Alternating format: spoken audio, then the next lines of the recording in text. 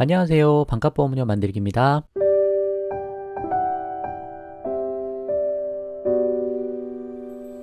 오늘은 병원진료비 영수증 구조 알아보기라는 제목으로 영상을 좀 만들었습니다.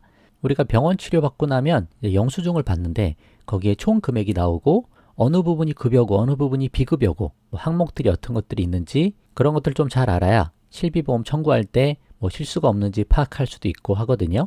그래서 건강보험심사평가원에서 잘 만들어진 자료가 하나 있어서 그 내용으로 병원비 영수증 구조를 한번 분석을 해보도록 하겠습니다. 이거 잘 알아두시면 나중에 실수하지 않고 보험금 챙겨받는 것도 누락이 없을 수 있으니까 한번 보시고 잘 기억해 두시면 좋을 것 같아요. 한번 시작해 보도록 하겠습니다.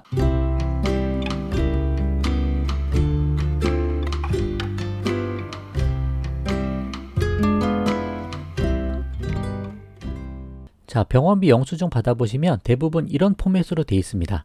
환자 성명, 진료 기간, 진료 과목, 질병, 병실, 환자 구분, 이런 내용들이 기본적으로 있고 그 외에 이제 병원 진료비 영수증에 세 가지 중요 항목들 그리고 구분들이 이렇게 되어 있는데 좌측이 이제 진료비 항목들이죠. 자세히 보시면 진찰료, 입원료, 식대, 그리고 투약, 마취, 수술, 검사, 그 다음에 영상 진단, 방사선 치료, 그런 수많은 것들이 다 들어있습니다. CT, MRI 전부 다 들어있어요. 이런 항목들에 각각 해당되는 치료받은 것들, 그 금액들이 이제 우측에 기록이 되는 거죠. 그래서 총 병원비가 얼마 나온다. 그런 식으로 되어 있는 구조입니다. 그리고 이제 가운데 보시면 급여하고 비급여가 이제 구분이 되어 있어요. 급여에는 세 가지가 되어 있죠. 본인 부담금, 그리고 공단 부담금, 전액 본인 부담금, 그리고 비급여에서는 선택진료료, 선택진료료 이외 이렇게 해서 총 5가지가 나와 있고 우리가 실비 보장받으려면 급여의 몇 프로, 비급여의 몇 프로 그렇게 보장이 되니까 이런 구분 방법도 알아두시면 좋죠. 그리고 이제 우측에 보면 금액 산정 내용이라고 해서 진료비 총액이 어떻게 되는지 그리고 환자 부담 총액이 어떻게 되는지 그런 부분들이 우측에 써 있습니다. 그래서 크게 진료비 항목, 급여, 비급여 구분, 납부금액 산정 내용 이런 식으로 구분을 해보시면 좋을 것 같아요. 그래서 실비보험은 총 병원비를 기준으로 지급이 된다. 그래서 실비에서 보장받는 항목들이 이런 항목들이 다 포함되어 있다. 그렇게 보시는 거죠. 자, 그럼 좀 더 상세하게 알아볼게요. 자, 먼저 급여에 대해서 좀 보도록 하겠습니다. 급여는 건강보험이 적용되는 항목이죠. 필수 치료 부분이라고 보시면 됩니다. 그래서 급여에 일부 본인 부담이라고 되어 있고 전액 본인 부담이라고 두 개로 나뉘어 있고 일부 본인 부담이 본인 부담금, 공단 부담금 두 개로 나뉘어 있습니다. 그래서 아까도 봤듯이 총 3가지가 이렇게 구분이 되어 있는 거예요.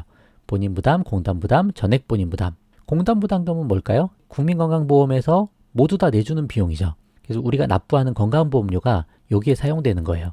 그리고 우리가 일부 부담하는 부분도 있고 또 특별히 전액 본인 부담이란 게 있는데 이게 뭔가 보면 이런 사항에서는 급여임에도 불구하고 가입자가 전액 다 내야 된다라는 항목인데 동네 의원이나 병원에 진료 의뢰서 없이 대학병원에 바로 가는 경우 그 금액들은 여기에 잡히게 됩니다.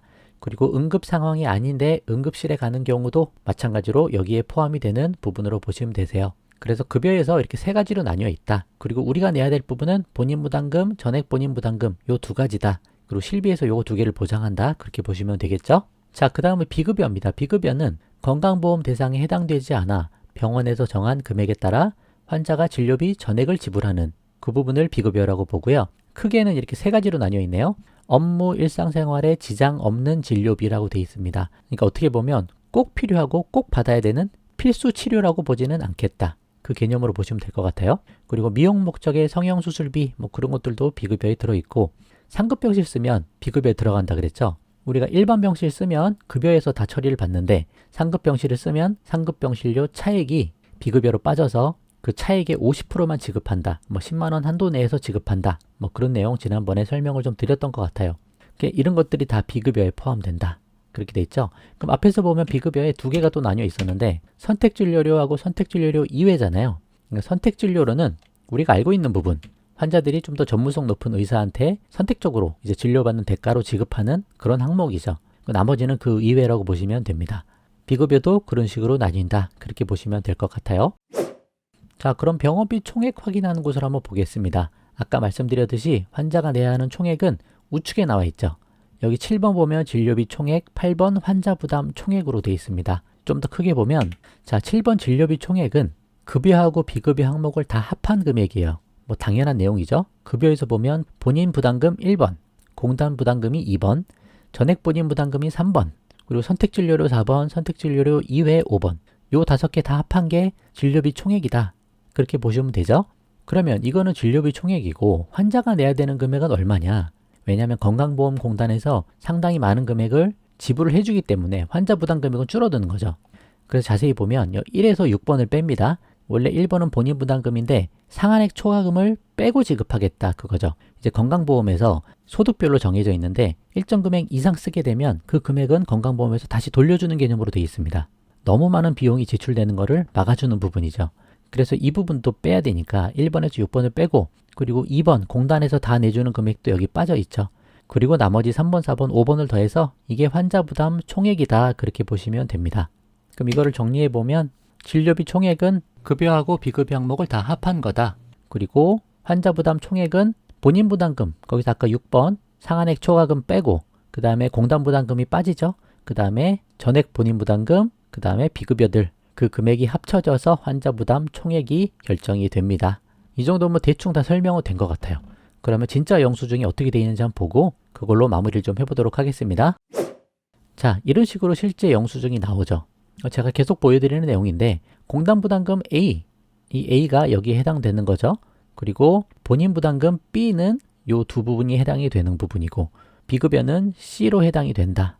그래서 실비보험이 4세대 실비 같으면 B의 80%가 지급이 된다. 그리고 C의 70%가 지급이 된다. A는 공단에서 다 내준다. 그렇기 때문에 심지어 4세대 실비라도 총 병원비의 90% 이상이 보장이 된다. 제가 그 설명을 좀 드린 적이 있잖아요.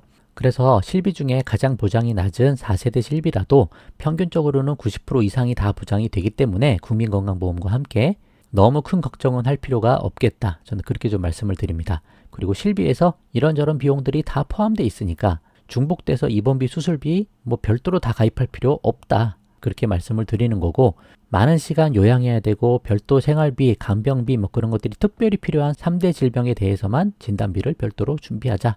제가 늘 그렇게 말씀을 드렸던 부분이에요. 자, 병원비 영수증 이제 보시는 법 충분히 잘 아시겠죠? 이 정도로 하고 마무리 지어 보도록 하겠습니다. 자, 결론입니다. 진료비 영수증에 우리가 각 항목과 의미에 대해서 정확하게 인지를 하고 실비보험 청구할 때 이러한 구성과 배경을 좀 이해하고 잘 확인하면 좋겠다. 보험회사에서 어떻게 해서 이만큼이 지급이 됩니다 라고 얘기를 했을 때 우리가 꼬치꼬치 한번 확인해 볼 수 있는 부분이죠. 이 내용을 좀 잘 알고 있으면. 그리고 말씀드렸듯이 실비보험이 이미 수술, 입원, 치료, 약제 등 모든 병원 비용을 대부분 커버하고 있다는 것 우리가 잘 알고 있자. 그래서 실비보험을 끝까지 잘 끌고 나가려고 최대한 노력을 하자. 그게 매우 중요하다. 그렇게 말씀을 좀 드려보겠습니다. 자, 오늘 영상은 이렇게 마치고요. 도움 되셨으면 구독과 좋아요 부탁을 드리고 공유도 많이 부탁드리겠습니다. 마칠게요. 감사합니다.